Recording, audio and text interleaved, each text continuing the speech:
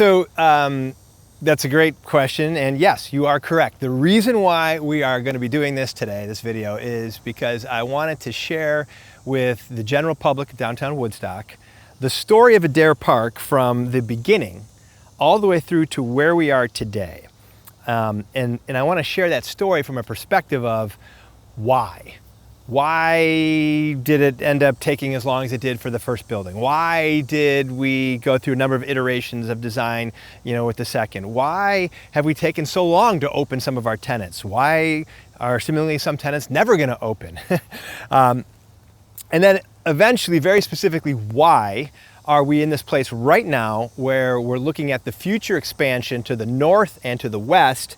And why are we asking for help from the city? Why, right? So that's really it. I want to kind of just kind of get transparent so that anyone who is watching us, who's seeing what we're doing, is going to be able to understand exactly why. So yeah, I think probably first thing is to just say, hey, for the people who are watching, Dr. Eric Richards, I'm a chiropractor turned developer, and I can talk just briefly about that too.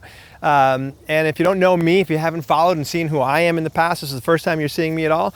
I am the developer, along with my wife, of Adair Park in downtown Woodstock. And if you're not too sure what Adair Park is, it's the kind of new node of downtown to the north of what has been, historically considered the downtown area. So, go back in time, chiropractor. I'd gotten into development before Woodstock, well, actually before Adair Park, but in Woodstock, it was my initial, which was a failure. That didn't go well because that was in 2007. And if anyone is paying attention to what happened in 2008 and 9, you would understand why that one didn't work well. But since then, we did some other things outside of Woodstock. And the reason why a chiropractor becomes a developer is because I had had 7 chiropractic practices at one point.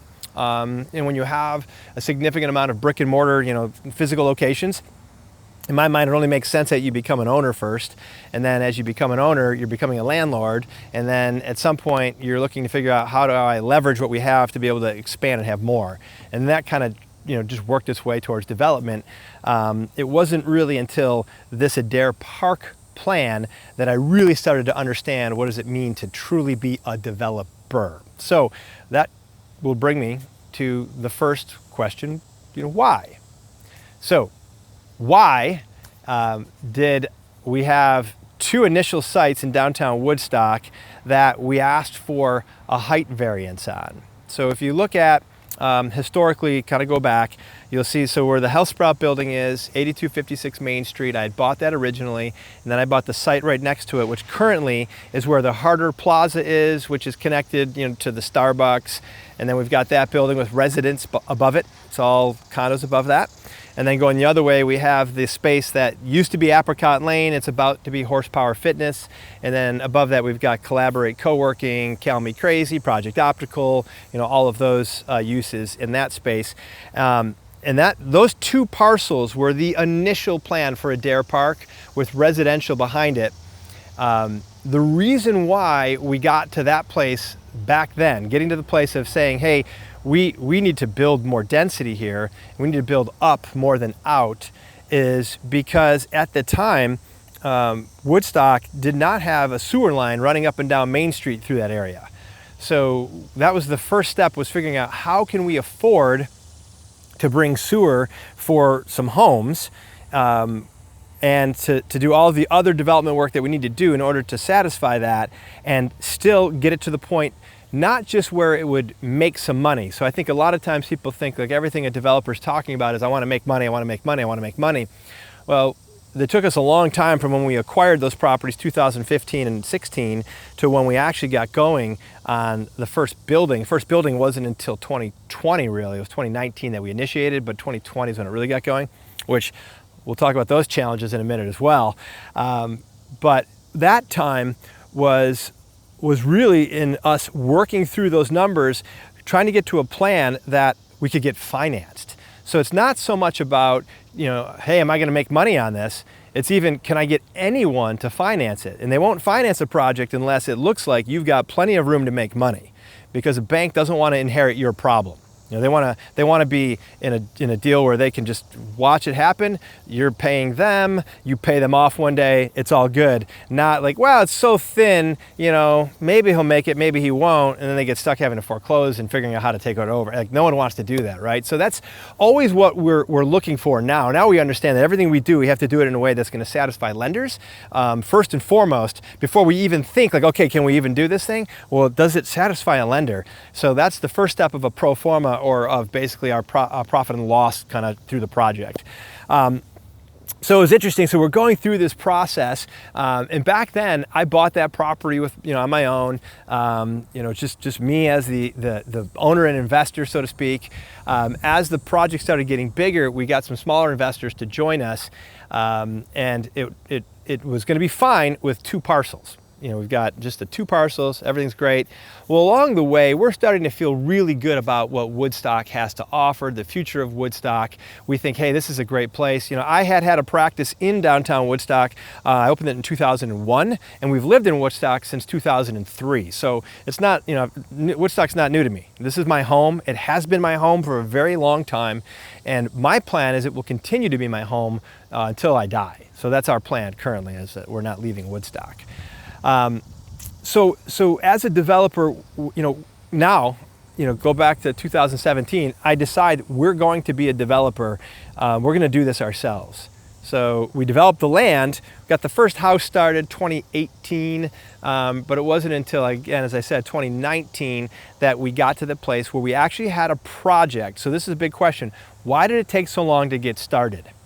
Well, to get to that point where a lender would bite, not only is it, hey, you need to have, you know, a good project that looks like it could make money, you know, the equity is in, you know, everything makes sense, but it also has to be, you've got a certain percentage of pre-leased, you know, space. And so in that, we had got a pre-lease on a co-working space, which never happened. So we'll talk about that in a second. We got a pre-lease with Apricot Lane, which did happen, and sadly it failed. And then we had a pre-lease with Starbucks. So when we got that last lease with Starbucks, that was when we finally had the opportunity to have our project start. And that lease took a very long time to negotiate and sign.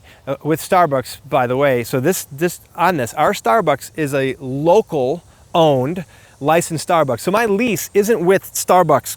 My lease is with Cup of Joe, a separate company, separate LLC, who has a license to use Starbucks as their supplier.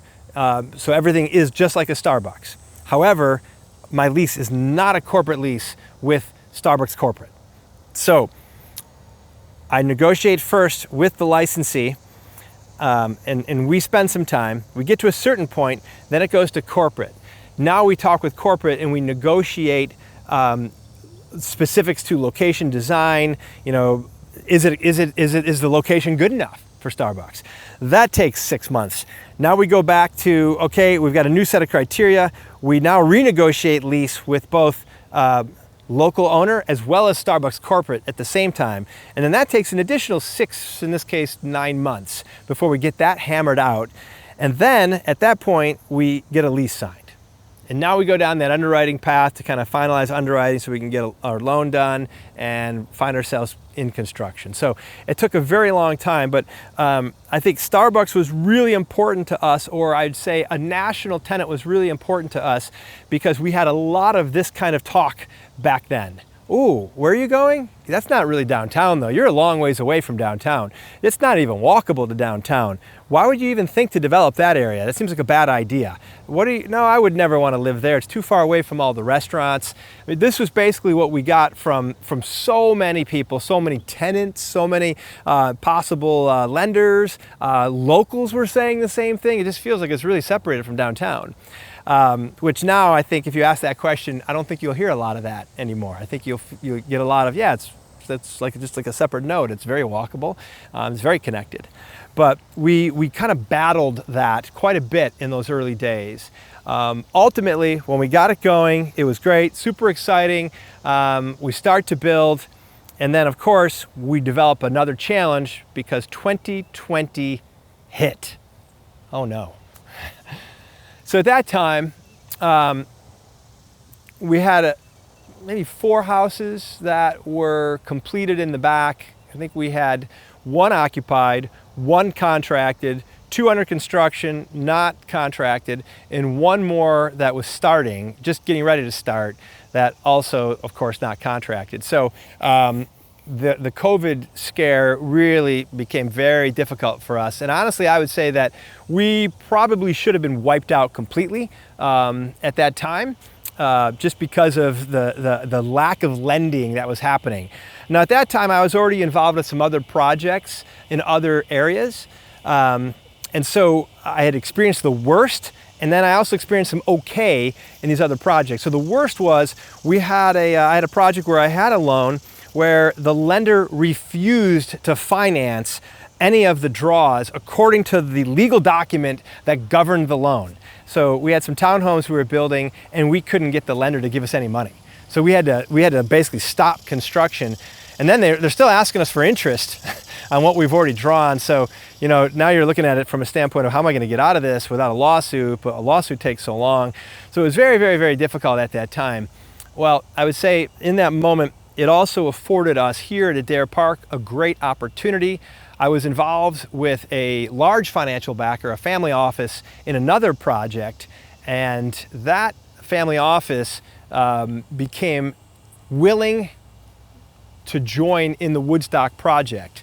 So in 2020, that really gave us the time we needed to be able to kind of, you know, afford the delays of construction at that time, because that was huge, or the increases in cost. So our lumber package on the 2 buildings was up $600,000 between the 2 buildings compared to what was in our initial budget, which was a significant, if that doesn't sound significant, it was for this project an extremely significant problem. And in the end, it all worked out because we were able to get this partner in and, you know, kind of move forward. So, but I do want to kind of back up just a little bit. One of the things that happened in this process of kind of planning with Starbucks was during that time, we also bought another piece of property. And I'll tell you, large national developers don't do this. They do not do what small local guys who are just thinking about, hey, this could make it cooler to live here if we could do this, and then maybe we could add a little bit more of this other stuff here because we'll have this. So what we literally did is we stopped where we were, completely redrew the plan. Now the buildings didn't change, but they did. So it was still the same building that Starbucks is in, except what happened when we bought the next property, now we were able to do this plaza, and it wasn't like we knew for sure the plaza would connect to another building one day.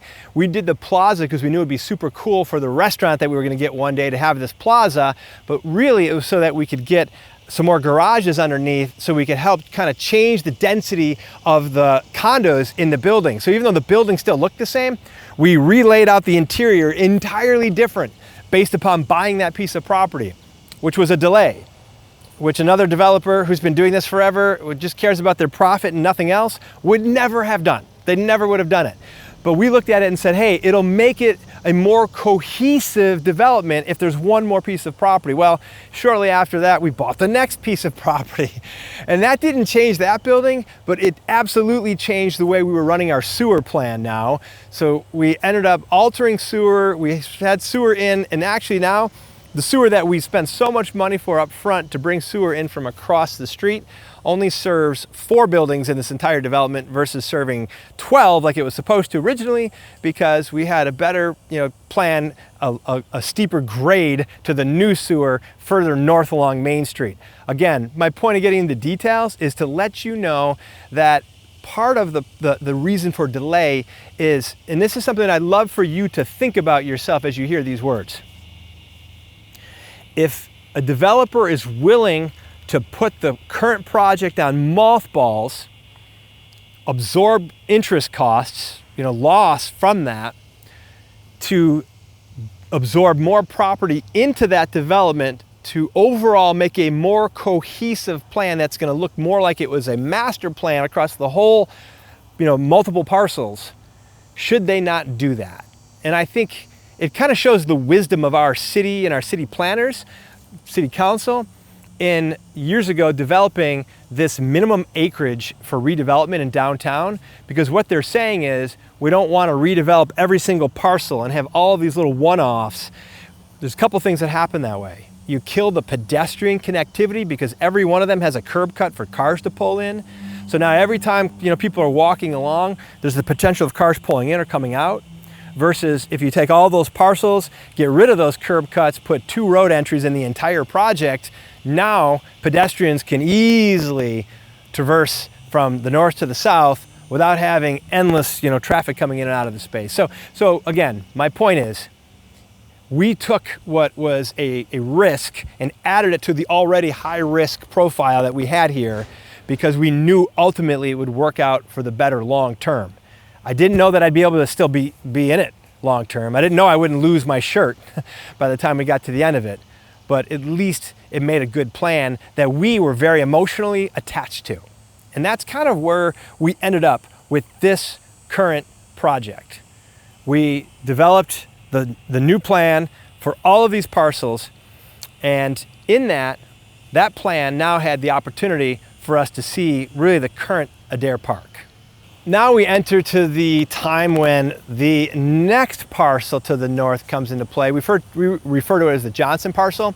Charles Johnson is the original owner of that, and we started talking with Charles Johnson about 3.5 years ago, having serious conversations about his property, put it under contract, and now I've owned it for 2 years. When that happened, at the time, this parcel that we're on, this green space that we ended up building, which again, we look at these spaces, I'd like to point out, I don't know many developers who would put this in unless they had it completely surrounded by commercial, like Avalon. I mean, think about what Avalon's got. I've got nothing like Avalon. Avalon's got like 30 times the commercial that we have just in the space around their green space. So for us, it becomes less about, hey, I'm burning a ton of money and I'm burning a ton of possible usable space. And it's more about, hey, am I creating an environment that people are going to want to be in and love to be in? And ultimately, I'm going to have to stay in this and be an owner of this project for many years in order to overcome the wasted money, as other developers would call it, on this space. So anyways, all right. So moving forward, so behind, right in front of me, behind the camera, there are 6 single-family homes that are going in. Those 6 single-family homes were originally planned to be a condo building because we have a lot of density on this site that we haven't used. Well, we changed it to single-family homes the moment we bought Johnson's property. We went downtown, talked to city staff, and started working on a plan to move the density from this site over to the new site. And the reason why we did that was because we thought it would be a more cohesive development if we continued the single family homes across the railroad track instead of having a change where it goes from single families to high development. And then, maybe over there it's going to go down to low development again. And we said, hey, look, what we'd like to do, and I think it'd be better development overall, would be if we could move the density from the railroad track up towards Main Street on the future parcel, and as long as we can do that, then we'll go to single families here and we'll kind of continue either single family or maybe some townhomes across the back, so that is a lower density piece and we keep the density up at Main Street, which we think is really where it belongs. So that was the plan. We did a master plan on the Johnson property, and in that master plan we memorialized the idea of all that density coming forward and getting put over into this next phase. Now, I'll say, I don't know that that was really something that city staff could do, which is partly why we're in this place right now, trying to figure out how to get this density to make sure that this site will make sense, because that really should have been a city council decision, not a city staff decision. So it really isn't decided, yet I'm still going forward building these single families versus building a condo building, and really hoping that we can get the density we need to make this site make sense and get it done going to the north. So, but this now brings me to, there's 2 key things I want to talk about regarding Adair Park North, or Adair Park Johnson, as it says in the city, kind of name for the plan. So as we talk about this, I want to make sure it's clear that there was an idea that got brought to me. I'd owned this property already. I was called into the city. This is going back right around a year and a half ago-ish, a little more than that. And the question was posed to me, would you ever allow a road to come into your development? So I already had a master plan approved, no road that is stubbed out towards the railroad track. And the question was, would you ever allow a road to come into your development from across the railroad track? I think, again, a local developer, immediately I see the value of that to me as a resident. That's really what I saw, because I'm here living in Adair Park, seeing traffic coming down, every Thursday evening, Friday evening, Saturday, Sunday from north, coming into downtown and having this endless amount of traffic, and realizing that anyone who is trying to get through has to join that traffic, right? So anyone who lives here who's just trying to get over maybe to Sprouts, right, or get to 575 is like, oh my gosh, I got to just get in this traffic. So just seeing how much offloading that could do, we knew that would be a huge value. I don't know that if I was a developer who didn't live here and lived somewhere else and just kind of got this request, and looked at it, I would say, we have a master plan right now. We're ready to go forward. This is going to delay us. Who knows how long? Well, now I know. I'm still delayed. The answer would be no. It just wouldn't make sense. So we immediately said, yes, I would like to do that. I think that could make sense. And so then the conversation immediately started with who's paying for what. And pretty much city staff at that time said, we're willing to pay for the road, we're willing to pay for anything that we need to do. Well, my plan did not have any connection to the roundabout because of the stream, as well as that ravine that stream makes. We basically said, I'm never going to develop off that roundabout. It's too expensive, can't do it. So our plan came and had circulation in the new site entirely from the existing Adair Park. So city staff also said, hey, we would like to consider what it would look like to connect to the roundabout. Is that something that we could do? And so this is really an important piece to get to as to why this is a development agreement, why we're at this place where we're talking about, hey, we have to figure this out together. Because they initially said, yeah, we'd pay for the road. Well, now, as we look at what our plan is, the conversation turned to, it's not just paying for the road, but if you take away all of that space, so all we had changed in our initial drawing, we just had that road stub off of Adair Walk and go across the railroad track. So we were getting rid of about 110 feet by 50 feet of property that we could use, that we'd be giving back to the city. So an insignificant expense, city pays for the property, city pays for the road, connects to our road, really small. Well, now we had above ground detention pond that had been positioned on the where that new road would have to go. Plus, now we've got the stream that has to be piped. We have a change to our sewer line path to make it make sense to accommodate the rest of the site. So we start changing everything in order to get it attached to the roundabout.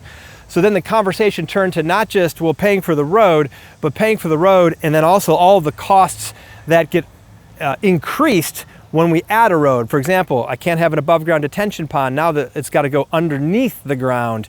And that also is going to kill all my buildable space, which just got killed by this road coming and cutting across the entire parcel. So we're going to need to put that water that we're retaining underneath a building, which is going to increase the cost even more because we call that a water vault versus underground detention in a manifold system that we could do. So basically, just the price kept going up and up and up.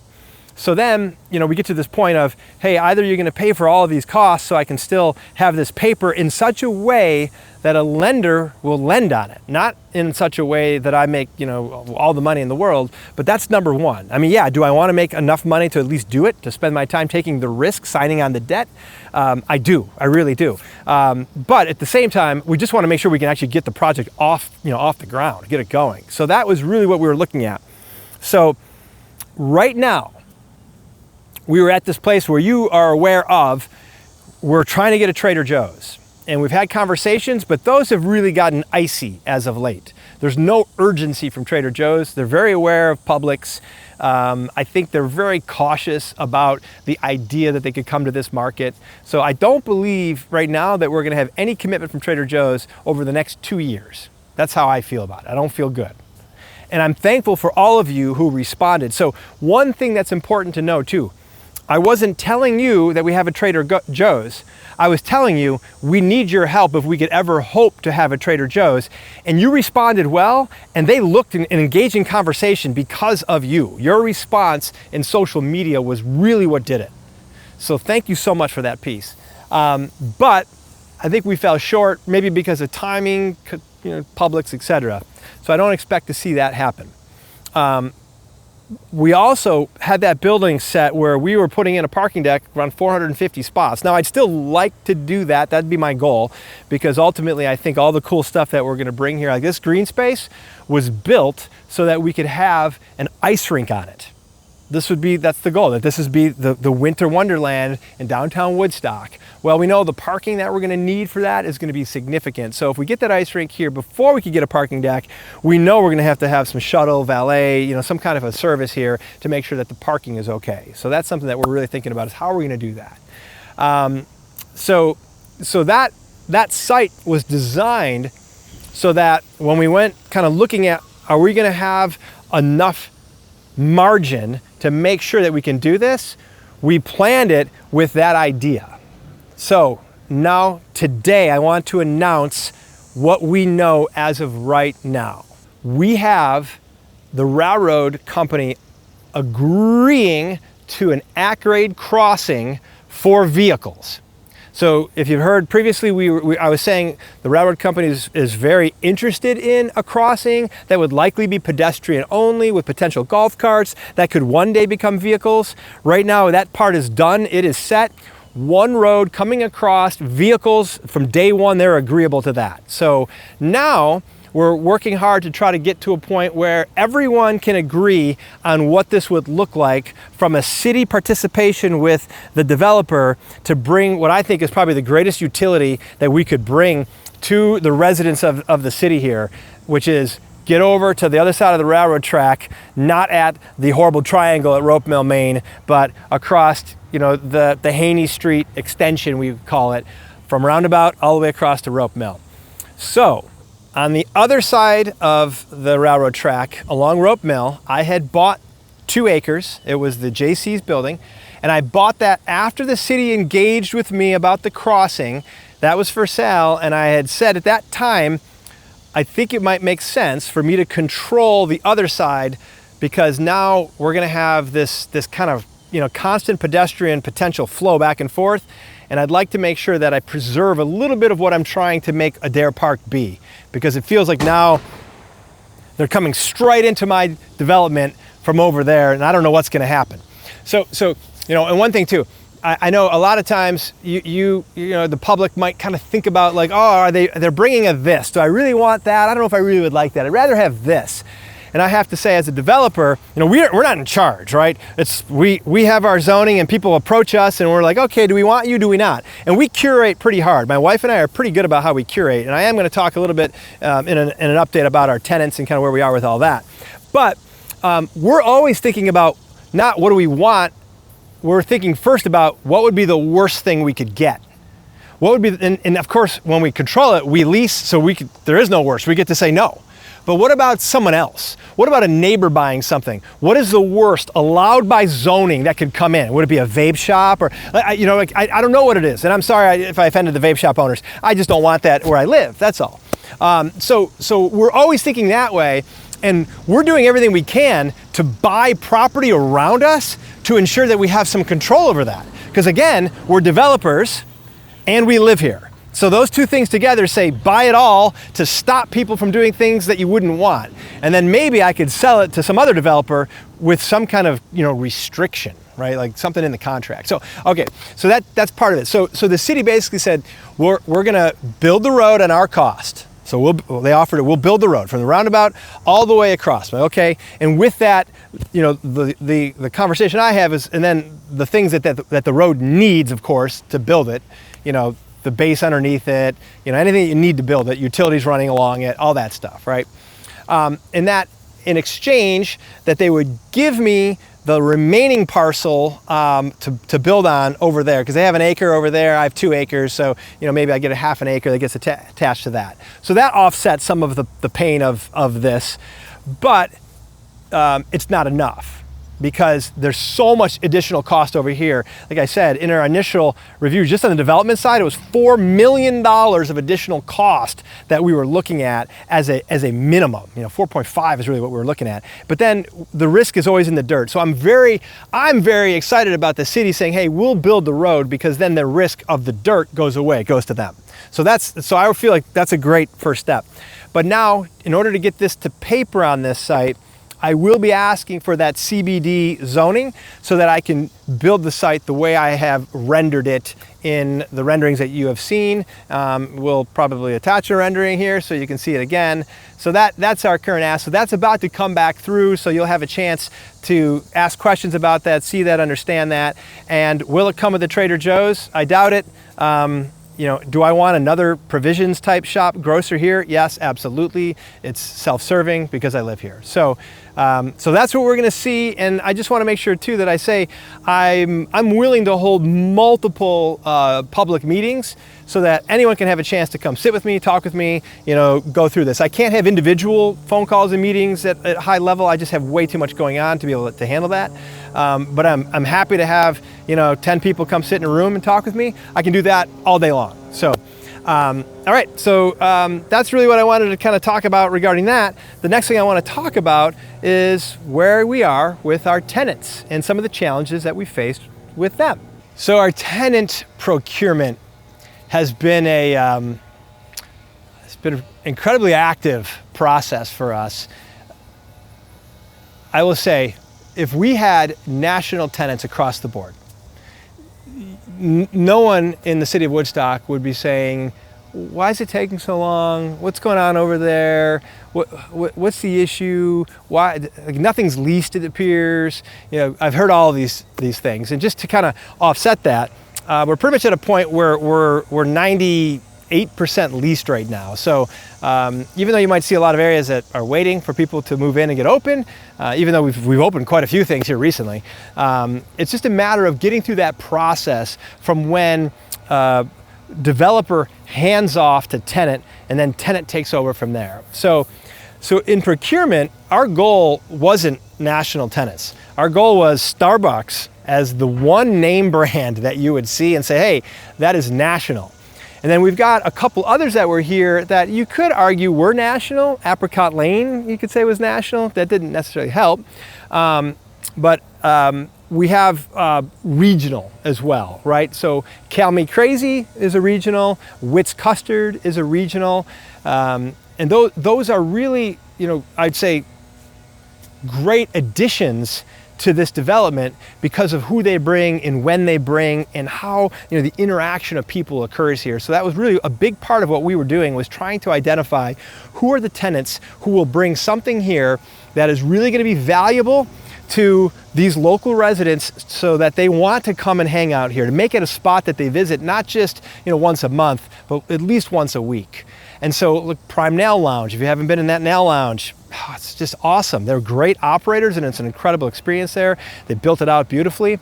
So he's a local guy, small operator.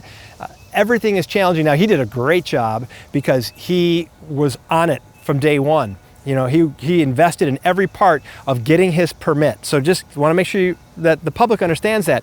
As a developer, I build the shell structure, and then after that, we get a certification on the shell. We hand that over so that now when we do a deal with a tenant, I'm not saying, hey, you're going to have to use the GC that I want.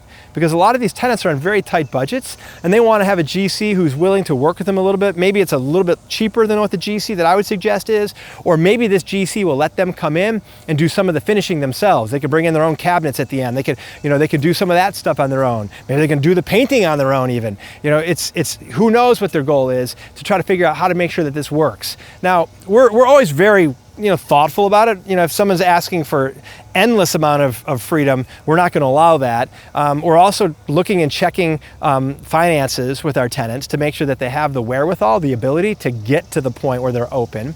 But then along the way, some of that changes.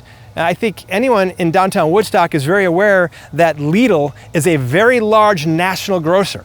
It's not a small local grocer who doesn't know what they're doing. But seemingly, they have made a change to their plan that has left that building on Highway 92 completely empty, done for years now, and as of very recently, now stripped of the refrigeration that was already in it. Maybe that's bad to share because now people who didn't know, but you have to understand that as a developer, I see that and I start to get nightmares over that. I'm not associated with it, but my gosh, what does that mean for someone who's coming here to my space? Are they going to be able to handle this? So when we're looking at tenants, we're looking at not just are they bringing a great idea, a great concept, can they execute? Do they have a plan in place already that suggests that they are going to go forward? Or, is this kind of haphazard? And we do a lot of that due diligence, and then we hope that we've done a good job. Well, COVID. COVID changed a lot of businesses out there. So as we were into COVID, we were getting people that were signing leases to be open, in a couple years, maybe a year and a half, 2 years, depending on where we were in construction. Some of those companies did not withstand COVID. Early 2020, through even I think August, no one really knew how much a lingering effect there might still be, especially if they were in other markets than just the Georgia market or just the Woodstock market, I would say, and what that lingering effect would be on financing for them. Restaurants didn't realize that no one was going to give an SBA loan to a restaurant for years to come because of that. It was a very tough time, hard to predict, very negative impact on many of the people who we had set to be tenants. So right now, I'm just going to go ahead and walk you, along the way, and I'm going to just talk specifically about some of these deals or details of the tenants as we go. So we'll start at the very south, what we call the Adair Park Marketplace across from Chattahoochee Tech. We've got Forever Young. They've been open. It's going on a year here pretty soon, and they're doing a great job. I love them as tenants. I love their ability to reach the market and how they engage in the community. They're just doing a fabulous job. Above them, we have a lease that's about to get signed. It's a national tenant. I can't name who they are yet until we sign it. But it took us, it'll be a year pretty soon to get this deal done. And they just do leasing kind of interesting. What they do is they basically make sure they have an approved set of plans, full construction bids. They've agreed on everything before they even sign the lease, which is usually not the order that it happens. Usually you get all the terms, you sign the lease, then they get their plans, then they get their bids, and they figure it out. They might get some estimates up front on what they think they want to do, but these guys wait until it's all set before they sign. So that's about to be done. The next building over, Catalina Cucina. And they've dealt with a number of issues trying to get their build out done. This has been passed off from me to them, so their GC is doing the work, but they had some issues with the sprinkler system and kind of how that was getting set. They had some delays on some of their decisions for finishes, just delays in general that tend to be more common when you have smaller local tenants. And just those guys, man, they do a great job. So that is owned by the people who own 7 Tequilas, and they do have experience in Italian restaurants as well. So it's not their first go around for Italian. So this will be an incredible place. Next to that building, what was going to be Cultivate is now going to be Noonday. So the concept is similar. Cultivate is breakfast brunch. Noonday also, Noonday brunch. Noonday had to take over for Cultivate because Cultivate, through that time kind of post-COVID, had a number of things go wrong in their corporate structure and with their corporate-owned first flagship unit. And they've pretty much blown up. No way to do the deal. No way to execute on producing a restaurant. So Cultivate out. Took us a minute to find a replacement. We have that replacement, but right now, so we've got construction done to a certain point where electrics in the walls, the mechanicals are done. Basically it's set to go. Plumbing's all done. Set to go to that next stage of finishes. But the issue there was all of the finishes that were scheduled in the original build out were all for Cultivate. So they're going through and getting all these new finishes set right now. So that should pick up and be done. Hopefully, I think both of those will be done early in 2026, those restaurants, Catalina Cucina and Noonday. As we rush further down over to Adair Park, Maine, we've got the 3 live-work buildings that are behind the Health Sprout office. 2 of those shows as for sale, and we kind of think that those are good investor product. But basically, you've got just a 950 square foot first floor. We don't have any tenants set for those 2. They're not done yet, so we don't consider those part of our leasing schedule right now until they're done. We've shown them to a bunch of people. 2 floors of residential above on each of those. The one after that is pre-sold, and there is a hair salon that's set to move in on that bottom floor, and the owners are going to take the top 2 floors for primary residence. Come across the street, man. I think I mentioned in this update that we had a lease with a co-working space that never came to fruition. So I own a significant amount of a co-working space, not because I ever had a plan to own a significant amount of a co-working space, but because we had a plan to do co-working. We had people who had already signed up as early leases to be tenants. And so when that lease blew up, I came in and I brought in a couple partners and we finished that. So, why? Because we knew it'd be great to have it. Not because I had any ambition of operating an entity, another business. That wasn't it. Part of small developer world is saying, hey, above, the better, quicker, easier, less risky financial decision or path is the best one long-term for this community. And not just the community as a whole, but for even just Adair Park as a community. I felt like this would be a great ad for Adair Park. So we went forward. We've had restaurant tenants who have blown up. You may have heard that Paloma Tequila and Tacos is about to open up in September, and you may have heard that that is a succulent hospitality restaurant. It wasn't planned to be, but when we had another group that could not execute on their plan, we approached them. I've known those guys for 20 years. I love their restaurants, Roberto's, Prime 120, and we basically said, hey, we're gonna find a path for you if you're interested. And so we did. So part of the problem with getting quick tenants is that we're always looking at these smaller mom and pops, really. I mean, multiple concepts that they've done beforehand is kind of our minimum standard, but it doesn't mean that they're in a position where they have, no way not to fail, right? They have a way to fail. And so and that's part of the procurement process, so to make sure that we've got great ideas and not just a bunch of national tenants. That's one thing we really didn't want to have. So, Starbucks, again, we told you that, Roberto's, Succulent Hospitality, Prime Nail Lounge. We've got Wits. Coming in next to Wits, we have a lease signed with a wine shop. And that wine shop is going to be doing actual pours as well as selling retail wine. Really, I love their concept and I love the guys behind it, and what they're going to do is going to be amazing. Below that, Isabella's Mediterranean, which will also become part of the Succulent Hospitality group. That was Paloma and Isabella's was part of the plan for this other group that couldn't execute. Above Paloma, if you hadn't checked it out, Skin MD, great med spa, really opulent finishes for what she did in her build out. I love that space. Next to her, we've got a State Farm office. And then part of what I don't have leased is above them. And I had an LOI that I thought was going to turn into lease, and now I know that's not. So we've got 3,100 square feet that is currently all that we're considering finished and available to lease. And then we're about to have 2 950 square foot spaces. But everything else is leased, and pretty much everything besides the space over Forever Young is actively being built out. So that's where we are with the tenants. That's where we are with the challenges. Am I financially stressed? I would be if I didn't have the family office that I have behind me. And I've effectively sold them into the vision of what Woodstock is and will become over time. So now we just hope that we can continue that vision and expand to the north. All right, I think that kind of covers everything that I wanted to share today. Actually, that's a good question. Thanks for asking that. So this is true. Across the street, my wife and I own the building that Pelicans is in, and then there's a red brick house across the street. We own that as well. So we have a kind of handshake joint development agreement with the other residents who own there. There are 3 others that own, so there's 5 total parcels that we're looking at.